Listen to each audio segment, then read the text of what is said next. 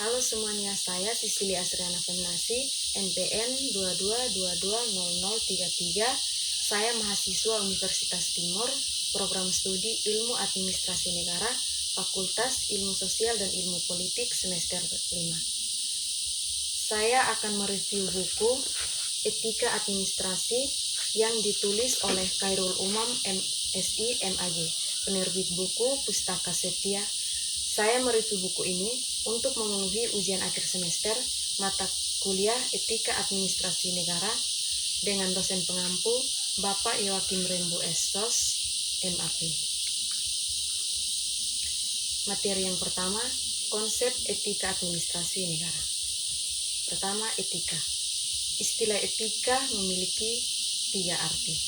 Pertama, nilai-nilai dan norma-norma moral yang menjadi pegangan bagi seseorang atau kelompok dalam mengatur tingkah lakunya. Arti ini bisa disebut sistem nilai. Kedua, etika berarti kemampuan asas atau nilai moral atau kode etik. Ketiga, etika berarti ilmu tentang yang baik atau yang buruk. Etika adalah prinsip dan nilai moral yang membangun perilaku seseorang atau sebuah kelompok yang berhubungan dengan benar dan salah. Etika adalah pemenuhan standar-standar yang baik atau buruk dalam tindakan dan keputusan. Pada pihak lain, ada ahli yang membagi etika dalam cakupannya sebagai tingkat peninjauan. Untuk itu, etika dapat dibedakan dalam tingkatan-tingkatan peninjauan sebagai berikut. Yang pertama, etika sebagai ilmu pengetahuan, kesusilaan yang positif, kesusilaan yang ada dan berlangsung dalam ruang dan waktu yang disebut sebagai etika empiris. Yang kedua, etika sebagai ilmu pengetahuan yang membandingkan dapat dikatakan sebagai etika perbandingan atau etika komparatif. Yang ketiga, etika sebagai ilmu pengetahuan filsafat, yaitu filsafat kesusilaan inilah etika yang sebenarnya. Dalam hal ini disebut sebagai filsafat kesusilaan atau filsafat moral. Yang berikut, administrasi.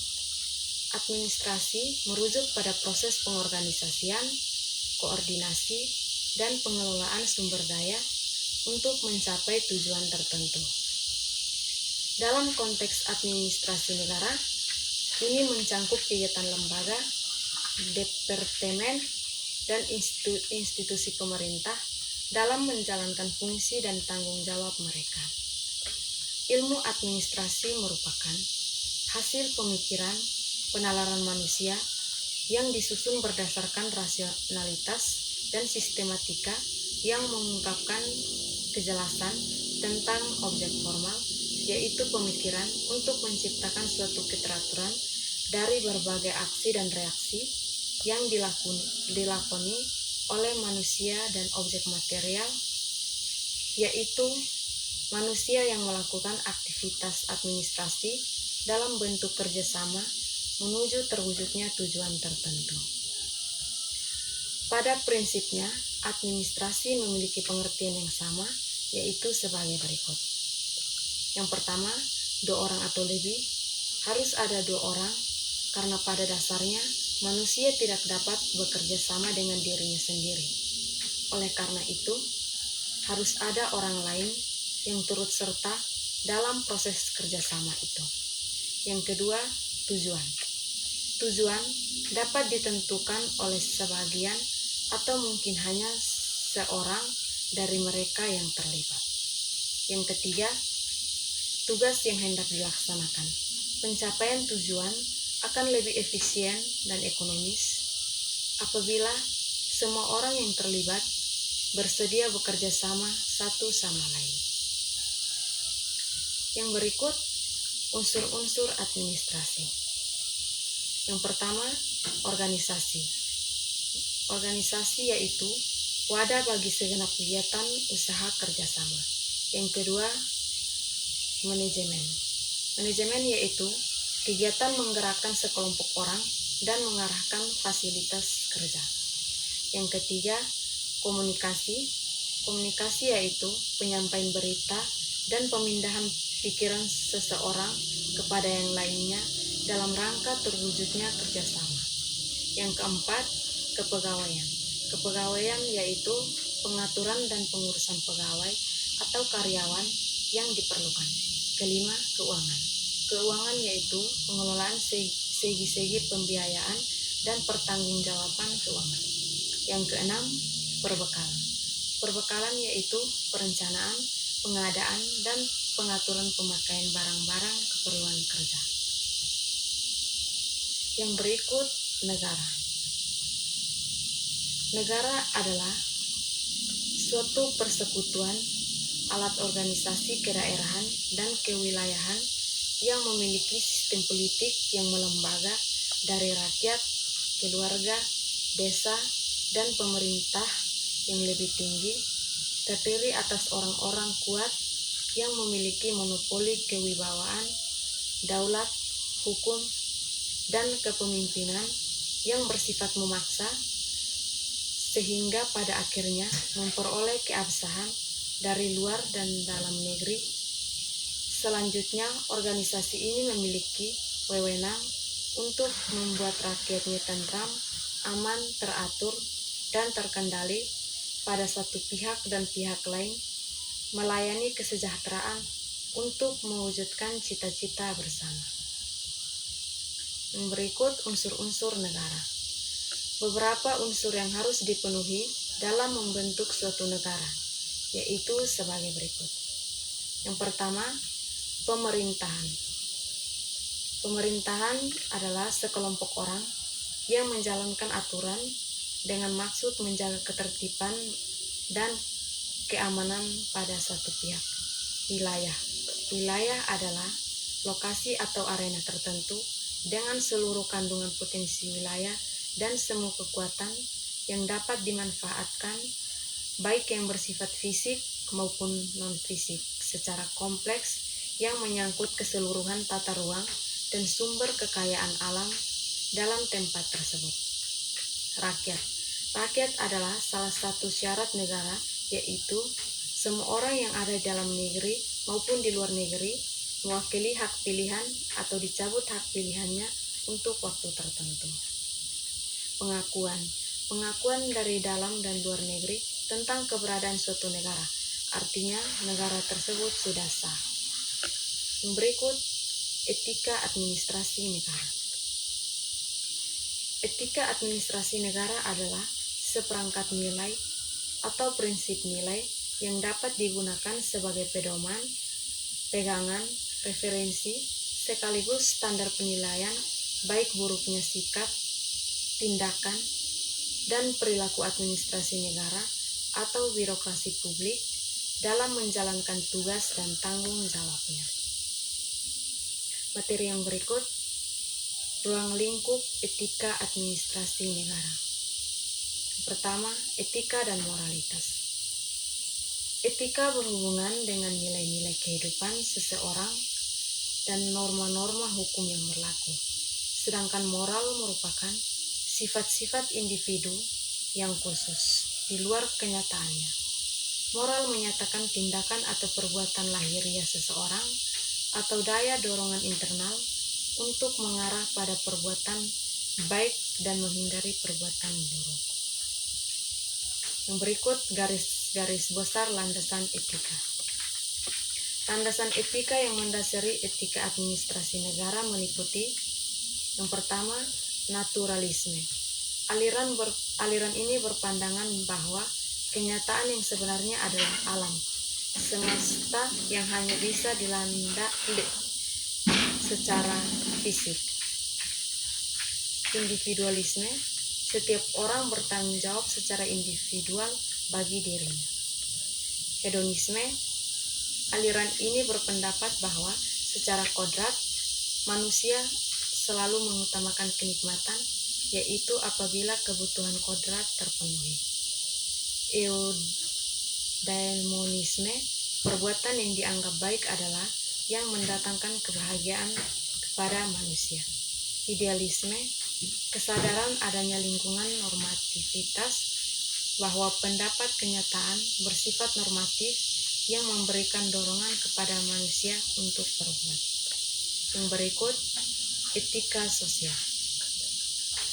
Etika sosial merujuk pada prinsip-prinsip etika yang mengatur interaksi dan hubungan sosial.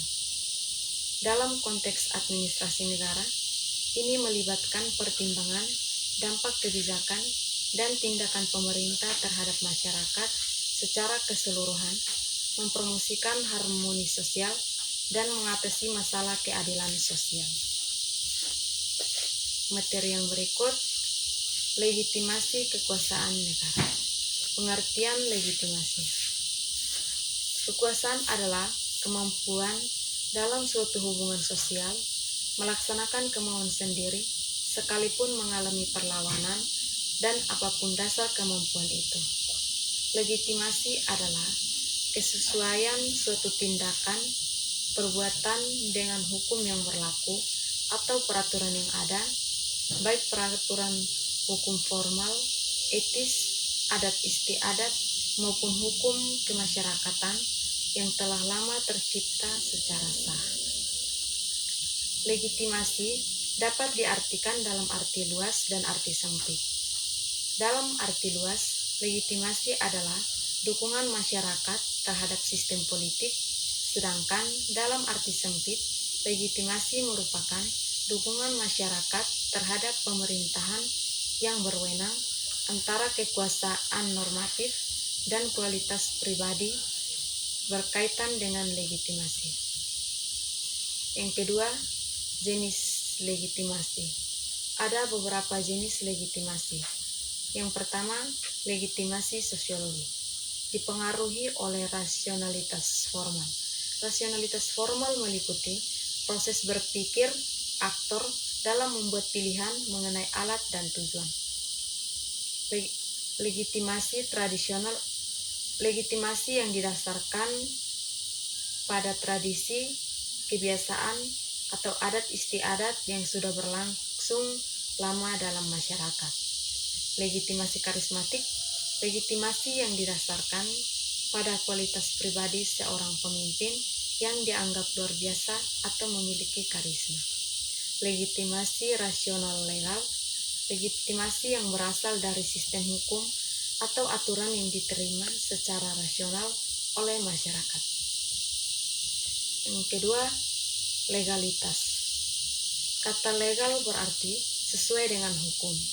Legalitas adalah salah satu kemungkinan bagi keabsahan wewenang dan menuntut agar wewenang dapat dijalankan sesuai dengan hukum yang berlaku. Legitimasi etis. Legitimasi etis mempersalahkan keabsahan wewenang, kekuasaan politik dari segi norma-norma moral. Legitimasi ini muncul dalam dua konteks. Pertama, setiap tindakan negara, baik legislatif maupun eksekutif, dapat dan harus dipertanyakan dari segi norma-norma moral.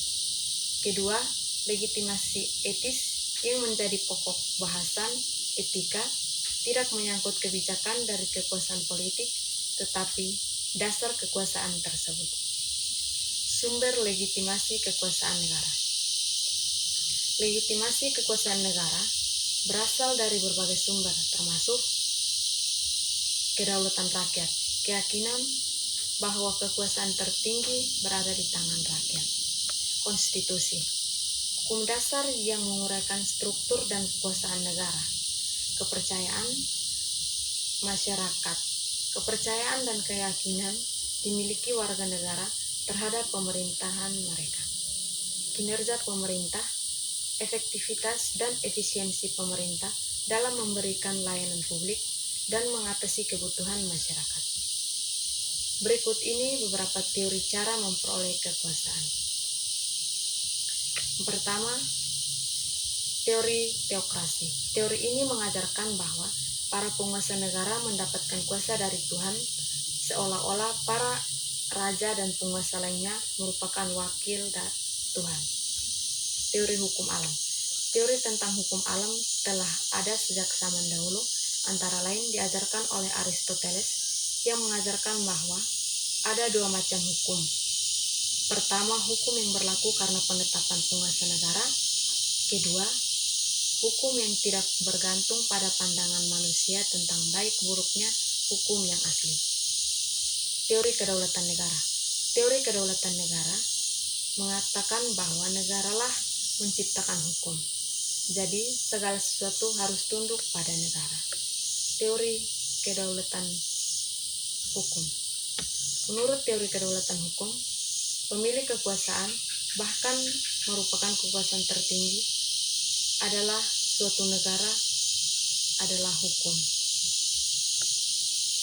Teori kedaulatan rakyat. Kedaulatan rakyat adalah cara atau sistem yang memecahkan suatu soal memenuhi kehendak umum. Baik, inilah review singkat dari saya. Sekian dan terima kasih.